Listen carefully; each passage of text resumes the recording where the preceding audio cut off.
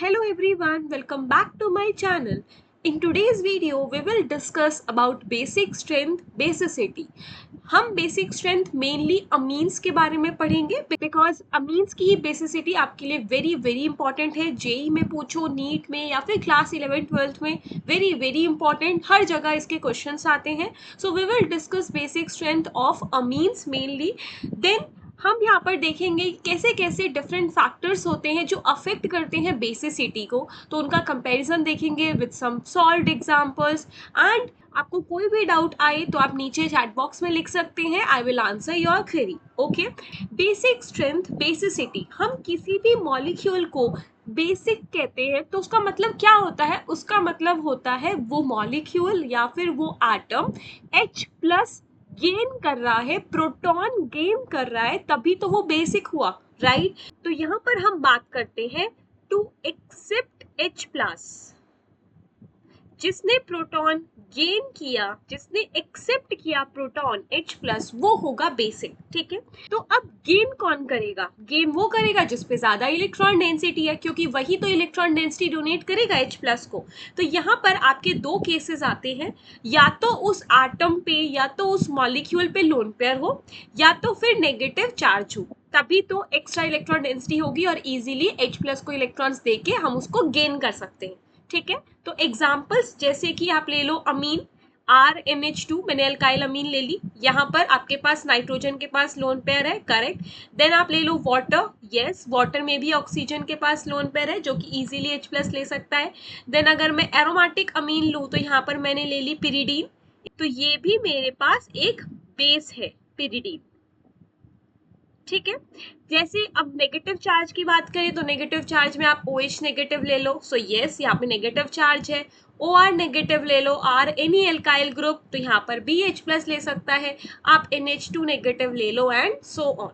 तो ये कैटेगरी हमने बना ली कि या तो नेगेटिव चार्ज हो या तो फिर लोन पेयर हो. ठीक है, तो अब बात करते हैं बेसिक स्ट्रेंथ ऑफ अमीन्स के बारे में, बिकॉज जैसे मैंने बताया बेसिक स्ट्रेंथ इन अमीन्स ही आपके लिए बहुत इंपॉर्टेंट है, चाहे आप एंट्रेंस व्यू से देखें या फिर अपने बोर्ड्स व्यू से देखें. So now see over here, we are talking about basic strength of amines. Okay, so basic strength BS of amines. Now in this case अगर मैं बोलूं, मैं लेती हूँ RNH2, ये भी अमीन है जिसके ऊपर एक एल्काइल ग्रुप लगा हुआ है. यहाँ पर मैंने इसको H प्लस दिया, क्योंकि अगर बेसिक स्ट्रेंथ इसकी है, अगर ये बेसिसिटी दिखा रहा है तो मतलब H प्लस गेन करेगा. और H प्लस गेन करके क्या दिखाएगा? H प्लस गेन करके ये बना लेगा कुछ ऐसा, क्योंकि इसने अपने लोन पेयर दिए, इस H प्लस को इलेक्ट्रॉन डेंसिटी दी और इस H प्लस को पकड़ लिया, तो तभी पॉजिटिव चार्ज आया और 3 हाइड्रोजन अब हो चुके हैं. ठीक है, करेक्ट. अब हमको एक और चीज यहाँ पर लिखनी आती है, that is KB. What is KB? जैसे आप Ka पढ़ते हो ना, what is Ka? Acid dissociation constant. कोई भी एसिड जब H प्लस दे तो हम कहते हैं कि वो एसिड है, तो हम यहाँ पर इक्विलिब्रियम को लिखते हैं acid dissociation constant, equilibrium constant को. ठीक है, तो वैसे ही KB क्या होगा? Base dissociation constant. ये हम बेस के लिए डिफाइन करते हैं जब भी हम बेसिसिटी वाली अपनी इक्विलिब्रियम रिएक्शन लिख रहे हो. ठीक है, तो यहाँ पर KB की वैल्यू क्या आएगी? KB की वैल्यू आएगी RNH3 प्लस ओवर RNH2, इसकी कंसंट्रेशन एंड H प्लस की कंसंट्रेशन. ऐसे ही हम इक्विलिब्रियम कांस्टेंट लिखते हैं, प्रोडक्ट की कंसंट्रेशन डिवाइडेड बाय रिएक्टेंट की कंसंट्रेशन. ओके, सो यहाँ पर मैं एक चीज बोल सकती हूँ, दैट इज इफ KB की वैल्यू बढ़ती है, अगर KB की वैल्यू इंक्रीज होती है, और KB है क्या? KB is this, right, forward reaction. और फॉरवर्ड रिएक्शन में क्या हो रहा है? प्रोटॉन गेन हो रहा है, तो मतलब बेसिसिटी आ रही है. तो अगर KB की वैल्यू बढ़ रही है, दैट मीन्स बेसिसिटी बढ़ रही है, बेसिक स्ट्रेंथ आपकी इंक्रीज हो रही है, करेक्ट. देन आपको ये भी पता होगा कि KB और PKB का रिलेशन क्या होता है. सो PKB की वैल्यू होती है माइनस लॉग KB. ठीक है, हमको ये भी पता है. तो PKB और KB इनवर्सली प्रोपोर्शनल होते हैं, राइट, क्योंकि यहाँ पे माइनस लॉग आ रहा है. तो बस आप अगर KB की वैल्यू बढ़ा रहे हो, सो मैं यहाँ पर ये कह सकती हूँ कि पी के बी की वैल्यू कम होगी बिकॉज के बी की बढ़ रही है। तो अगर पी के बी की वैल्यू कम होती है तो बेसिसिटी बढ़ती है, बेसिक स्ट्रेंथ बढ़ती है। ठीक है, तो यहाँ से आपको ये चीज भी पता होनी चाहिए, this is very very important, कि आपका रिलेशन क्या होता है के बी का, पी के बी का बेसिक स्ट्रेंथ से, बेसिसिटी से। ठीक है, इतना हमको एक चीज समझ आई। ओके, अब हम देखते हैं कि हम बेसिक स्ट्रेंथ को कैसे डिफाइन करते हैं के के टर्म्स में। बिकॉज देखो, क्वेश्चंस जब आपसे पूछे जाते हैं तो कभी कभी जो क्वेश्चंस की लैंग्वेज होती है वो डायरेक्ट ये नहीं कहेगी कि compare the basic strength, it will say compare pK value. अगर आपको पता ही नहीं कि पीके और बेसिक स्ट्रेंथ कैसे रिलेट करते हैं तो फिर आप कैसे कंपेयर करोगे। That is why we are dealing with the pKb Kb value relation with basicity, and now we will deal with Ka and Pka value with basicity. Okay, so next thing, यहाँ पर अगर हमें in terms of Ka के बारे में बात करनी है, so here I am writing down in terms of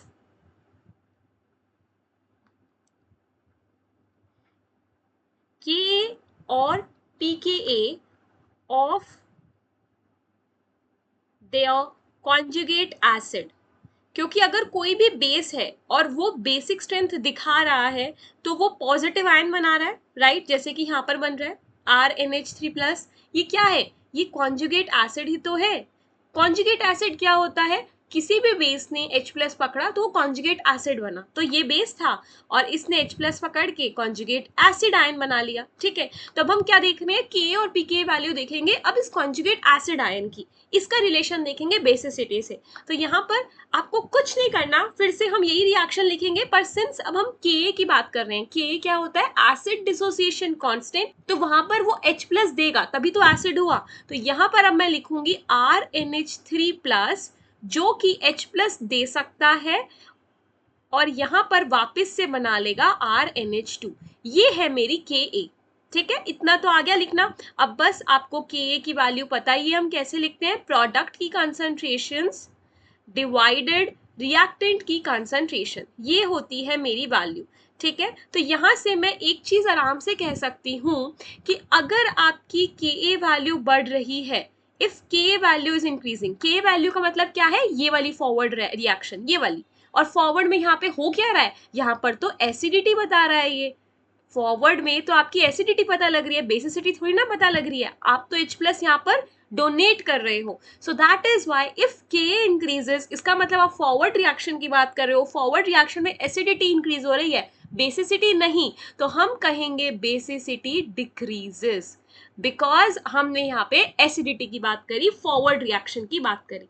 ठीक है, तो अब अगर Ka बढ़ा, बेसिसिटी कम हुई, हमको एक और चीज पता है, बेसिसिटी डायरेक्टली प्रोपोर्शनल है Kb से, तो मैं इजीली कह सकती हूँ Kb भी क्या होगा, कम होगा।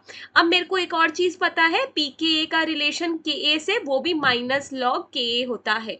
ठीक है, तो मैं यहाँ पर एक और चीज लिख सकती हूँ कि Pka क्या हुआ, वो भी कम होगा, क्योंकि इनवर्स रिलेशन दिखाएगा Ka से। और यहां से मैं एक और चीज कह सकती हूँ कि Pk भी क्या होगा, Pk भी इनवर्स होता है Kb से, तो अगर Kb कम हुआ तो Pk भी बढ़ेगा। तो यहां से आपके पास ये रिलेशन एक और आया कि कैसे हम बेसिक स्ट्रेंथ को कंपेयर करेंगे इफ आपको Ka Pka या कुछ भी पूछा है। तो यहां से ये चीज वेरी वेरी इंपॉर्टेंट, Ka का क्या रिलेशन होगा बेसिक स्ट्रेंथ से, Kb का क्या होगा, Pka का क्या होगा, एंड Pkb का क्या होगा। ठीक है, वेरी वेरी इंपॉर्टेंट। सो बस हमको ये चीज ध्यान रखनी है, अगर कोई भी क्वेश्चन आपको Pka Ka के टर्म्स में दिया है और वहां पर अमीन्स जैसा आपको क्वेश्चंस में दिख रहे हैं। ठीक है, तो अब यहाँ पर हम बस एक कंक्लूजन लाइन लिख लेते हैं जो कि आपको याद रखनी है। याद क्या रखनी है, अब तो हमें समझ आई चुकी है। मेरी कंक्लूडिंग लाइन है कि कोई भी अगर बेसिक अमीन ज्यादा हो, मोर बेसिक अमीन, जिसकी बेसिक स्ट्रेंथ बहुत ज्यादा है, बेसिसिटी बहुत ज्यादा है, तो हम ये कह सकते हैं कि उसकी Pka वैल्यू बहुत ज्यादा है। ठीक है, उसकी Pka वैल्यू ज्यादा होगी, उसकी Pkb वैल्यू कम होगी। ठीक है, Pka वैल्यू ज्यादा है और बेसिक्स ज्यादा है, तो हम कह सकते हैं Kb भी ज्यादा है, और सिंस वो बेसिक ज्यादा है तो Ka क्या होगा, कम होगा। ठीक है, इतना कह सकते हैं। नेक्स्ट हम और क्या कह सकते हैं, लेस बेसिक अमीन अगर कोई भी हुई तो उसकी जो pKa वैल्यू है वो कम होगी और उसकी pKb वैल्यू ज्यादा होगी। लेस बेसिक है, बेसिक स्ट्रेंथ कम है, तो ऑब्वियसली Kb वैल्यू कम होगी। और अगर लेस बेसिक है तो मैं कह सकती हूँ मोर एसिडिक है, तो मोर एसिडिक है तो Ka वैल्यू ज्यादा होगी। ये आपको ध्यान रखना है, ठीक है, बहुत इंपॉर्टेंट है ये रिलेशंस बेसिसिटी के, एसिडिटी के, Ka और pK के टर्म्स में, Kb या pKb के टर्म्स में। ओके, तो यहाँ पर हमने बेसिक स्ट्रेंथ देख ली, इसका इंट्रोडक्शन देख लिया। अब हम देखते हैं कि कौन कौन से फैक्टर्स हैं जो मेरे अमीन्स की बेसिसिटी को अफेक्ट करेंगे। ठीक है, so next topic is factors affecting basic strength.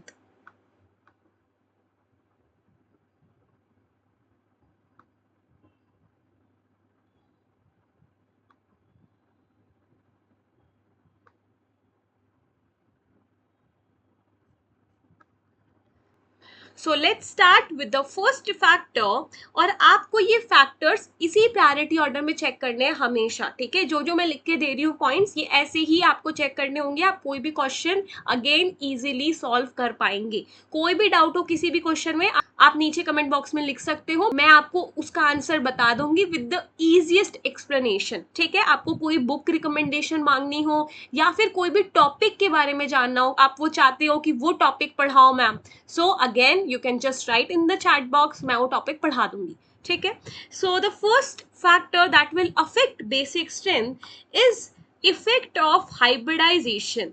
Hybridisation कैसे इफेक्ट डालती है?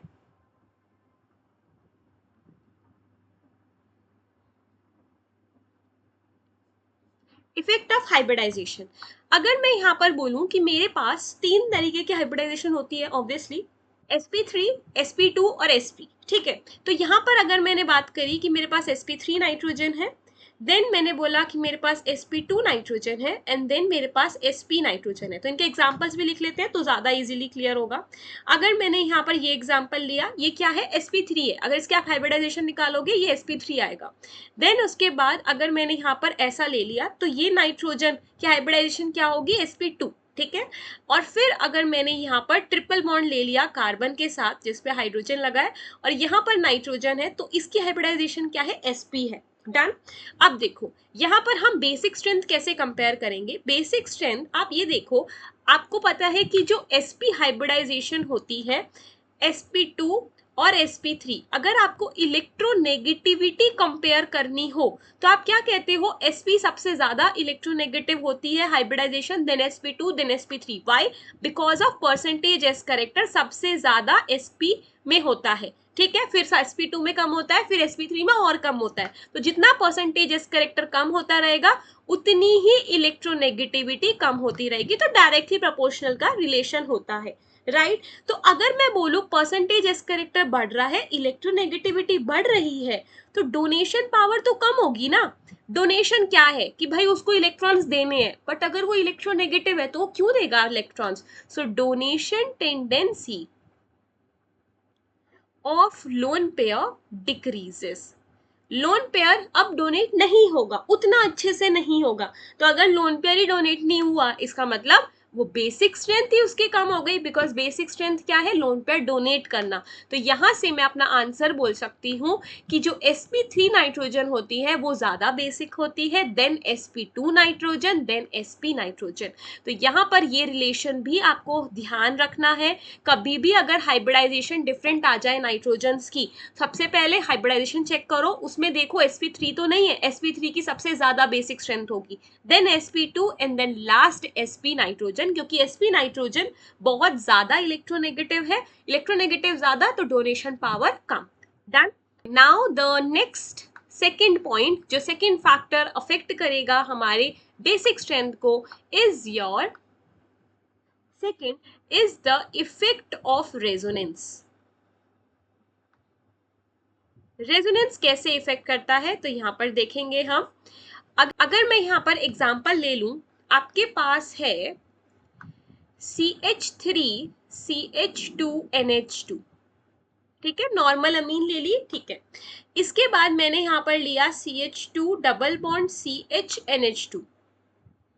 तो यहाँ पर जो ये लोन पेयर है ये रेजोनेंस में पार्टिसिपेट कर रहा है इस डबल बॉन्ड के साथ, यस, क्योंकि एडजेसेंट में ही डबल बॉन्ड प्रेजेंट है। यहाँ पर कोई भी डबल बॉन्ड नहीं है, सिंगल सिंगल बॉन्ड है, तो ये जो लोन पेयर है ये कहीं पार्टिसिपेट नहीं कर रहा। तो हम यहाँ पर इनका नेम क्या देते हैं, ये जो लोन पेयर है जो अपनी जगह पे ही है, कहीं नहीं घूम रहा, तो हम इसको बोलेंगे लोकलाइज्ड लोन पेयर। क्या नाम देते हैं, लोकलाइज्ड लोन पेयर का नाम देंगे।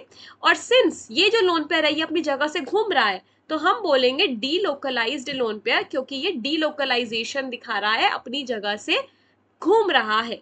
ठीक है, तो यहां से सिंस ये लोकलाइज्ड लोन पेयर है, तो लोकलाइज्ड लोन पेयर अपनी जगह पे प्रेजेंट है, कभी भी H+ आए तो इजीली H+ को अपनी इलेक्ट्रॉन डेंसिटी डोनेट कर देगा। ठीक है, और यहाँ पर ये वाला जो लोन पेयर है डीलोकलाइज्ड लोन पेयर, ये रेजोनेट कर रहा है। अगर कभी H+ आया तो मैं ही कह सकती हूँ कि क्या पता ये ऑलरेडी बिजी हो इसके साथ रेजोनेंस करने में, तो उतनी अवेलेबिलिटी नहीं रही H+ को कि ये इलेक्ट्रॉन्स दे दे। तो यहाँ पर मैं कहती हूँ कि लोकलाइज लोन पेयर ज्यादा अवेलेबल है, और अगर ये ज्यादा अवेलेबल है तो इसका मतलब इसकी बेसिक स्ट्रेंथ ज्यादा हुई then your delocalised lone pair. तो आपको क्या ध्यान रखना है, अगर कभी भी लोकलाइज्ड लोन पेयर आ जाए और अगर कभी भी डीलोकलाइज्ड लोन पेयर आ जाए, आपको दिख रहा है कि रेजोनेंस हो रही है, डीलोकलाइज्ड लोन पेयर है, बेसिक स्ट्रेंथ कंपेयर करनी है, तो यहाँ पर बेसिक स्ट्रेंथ लोकलाइज्ड की ज्यादा होती है डीलोकलाइज्ड से। आपको ये बात भी ध्यान रखनी है। ठीक है, नेक्स्ट फैक्टर देखते हैं अब। थर्ड फैक्टर है हमारा इफेक्ट ऑफ एरोमेटिसिटी। एरोमेटिसिटी अब हम सबको पता है क्या होता है। अगर आपको इसकी डिटेल वीडियो देखनी है तो आप वीडियो चेकआउट कर सकते हैं, आई बटन में आपको शो हो जाएगी। ठीक है, तो यहाँ पर एरोमेटिसिटी में अगर मैं यहाँ पे एग्जांपल ले लूं, जैसे मैंने ली बेंजीन रिंग, ठीक है, और साथ में मैंने यहाँ पर ये नाइट्रोजन 5 मेंबर्ड रिंग ले ली। इसका नाम क्या होता है, इसका नाम होता है इंडोल। आपको ये नाम्स भी ध्यान रखने होते हैं, विद टाइम आप धीरे धीरे पढ़ोगे तो आपको सब नाम याद हो जाएंगे। ठीक है, इंडोल नाम है इसका। तो यहाँ पर मैंने ये एग्जांपल लिया, देन उसके बाद मैं यहाँ पर ले लेती हूँ एग्जांपल NH2 और बेंजीन रिंग बना दी। इसका नाम क्या होता है, एनिलीन। ठीक है, तो मैंने एनिलीन भी बना दी, और साथ में मैंने यहाँ पर ले ली पिरिडीन। ये पिरिडीन होती है, पिरिडीन अब हम सबको पता है, तो यहाँ पर ये पिरिडीन बना दी। ठीक है, अब मुझे यहाँ पर अगेन बेसिक स्ट्रेंथ कंपेयर करनी है, तो हम इस एग्जाम्पल के थ्रू, इस क्वेश्चन के थ्रू ही समझेंगे कि कैसे एरोमेटिसिटी हमें चेक करनी होती है। तो यहाँ पर समझो, आपको ये 3 डिफरेंट कंपाउंड्स दिए हैं, तो आपको सबसे पहले क्या करना है, सबसे पहले आपको चेक करना है हाइब्रिडाइजेशन या फिर डीलोकलाइज्ड और लोकलाइज्ड लोन पेयर। ठीक है, तो यहाँ पर देखो ये लोन पेयर प्रेजेंट है इस नाइट्रोजन के पास, तो यहाँ पर इसकी हाइब्रिडाइजेशन क्या है, इसकी हाइब्रिडाइजेशन है sp2। sp3 नहीं बोलोगे, क्यों नहीं बोलोगे, क्योंकि ये जो लोन पेयर आपको दिख रहा है ये लोन पेयर रेजोनेंस में पार्टिसिपेट कर रहा है। अगर कोई भी नेगेटिव चार्ज या कोई भी लोन पेयर रेजोनेंस में पार्टिसिपेट करे तो हम उसको कभी भी हाइब्रिडाइजेशन में काउंट नहीं करते, नेवर काउंट इन हाइब्रिडाइजेशन। ठीक है, हाइब्रिडाइजेशन में उसको कभी काउंट नहीं करते। अगर आपको ये चीज नहीं पता तो साइड में यहाँ पर लिख लो, ठीक है, नोट बना के। तो ये sp2 हो गया। अब यहाँ पर ये नाइट्रोजन है, फिर से नाइट्रोजन आपको लगेगा sp3 है, बट ये नाइट्रोजन sp2 है। क्यों, क्योंकि यहाँ पर भी ये लोन पेयर पार्टिसिपेट कर रहा है रेजोनेंस में, मतलब ये दोनों ही लोन पेयर, इंडोल का भी और एनिलीन का भी डीलोकलाइज्ड लोन पेयर है। हमको इतना भी पता चल गया और हाइब्रिडाइजेशन भी दिख गई। अब देखो यहाँ पर थर्ड में पिरिडीन में ये लोन पेयर प्रेजेंट है नाइट्रोजन पर ये कहीं पर भी रेजोनेंस में पार्टिसिपेट नहीं करेगा। ठीक है, तो यहाँ पर ये नाइट्रोजन ऑलरेडी डबल बॉन्ड बना रहा है, तो यहाँ पर इसकी हाइब्रिडाइजेशन क्या है, इसकी हाइब्रिडाइजेशन है sp2। तो सारे के सारे sp2 है, मेरे पास हाइब्रिडाइजेशन से आंसर नहीं आ रहा। तो यहाँ पर हम देखेंगे कौन डीलोकलाइज्ड है कौन लोकलाइज्ड है। तो ये वाला जो लोन पेयर था ये डीलोकलाइज्ड लोन पेयर था, अभी हमने देखा रेजोनेंस में पार्टिसिपेट कर रहा है। ये वाला लोन पेयर भी डीलोकलाइज्ड लोन पेयर है, ये भी रेजोनेंस में पार्टिसिपेट कर रहा है। ये जो लोन पेयर है ये लोकलाइज्ड लोन पेयर है, क्योंकि ये पार्टिसिपेट नहीं कर रहा। तो यहाँ से मेरे पास एक आंसर तो आ गया कि थर्ड की सबसे ज्यादा बेसिक स्ट्रेंथ होगी होगी। अब मुझे 1 और 2 के बीच में डिसाइड करना है कि इनमें से कौन ज्यादा बेसिक है। तो यहां से हमारे पास अब आंसर आएगा एरोमेटिसिटी से। देखो यहां पर आपके पास है इंडोल सिस्टम, ठीक है, तो यहां पर मैंने बना दिया ये इंडोल।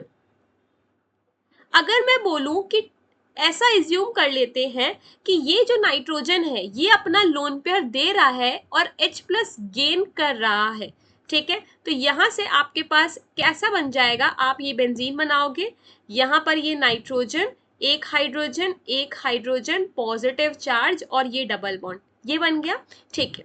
फिर उसके बाद मैं बोल रही हूँ कि एनिलीन भी ले रहा है H प्लस, तो यहाँ से आपके पास ये बेंजीन रिंग है, ये NH2 है, इसके पास लोन पेयर था, इसने अपने इलेक्ट्रॉन H प्लस को दिए और इसने भी क्या बना लिया NH3 प्लस, अब कोई लोन पेयर नहीं बचा, ठीक है। अब यहाँ से मेरे को ये चेक करना है कि नाइट्रोजन की हाइब्रिडाइजेशन क्या हुई, पहले थी sp2 अब क्या हो गई sp3, ठीक है, और इसकी भी अब क्या हो गई sp3, ठीक है। तो क्या डिफरेंस आया, डिफरेंस ये आया पहले जो आपका रिएक्टेंट था इंडोल वो एरोमेटिक था, एरोमेटिक था क्योंकि बेंजीन रिंग भी एरोमेटिक है 6 पाई इलेक्ट्रॉन्स वाली, और ये वाली जो रिंग है 5 मेंबर्ड रिंग इसमें भी 6 पाई इलेक्ट्रॉन्स थे और सारे के सारे जो एटम्स थे वो sp2 थे। तो जो एरोमेटिसिटी का रूल होता है हकल रूल, उसकी सारी कंडीशन फुलफिल हो रही थी, ठीक है।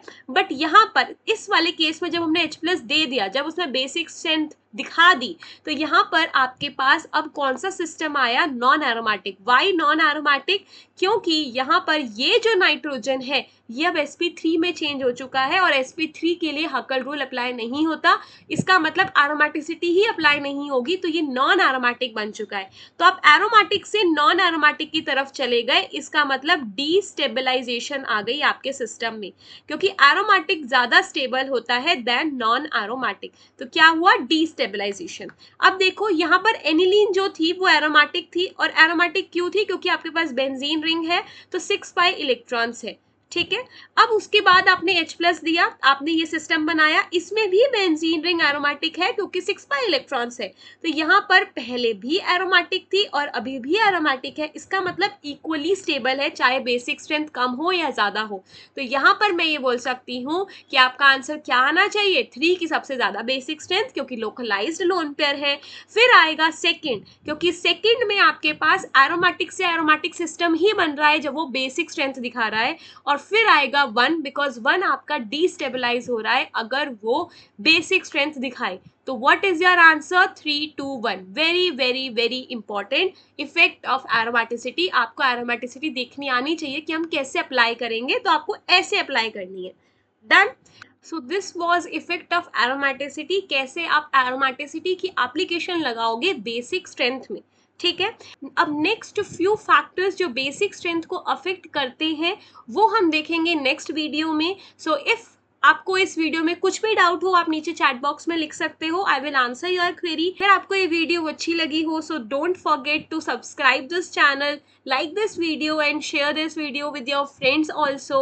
We will meet in the next video with new factors affecting basic strength. Till then just study. Thank you for watching. Bye bye.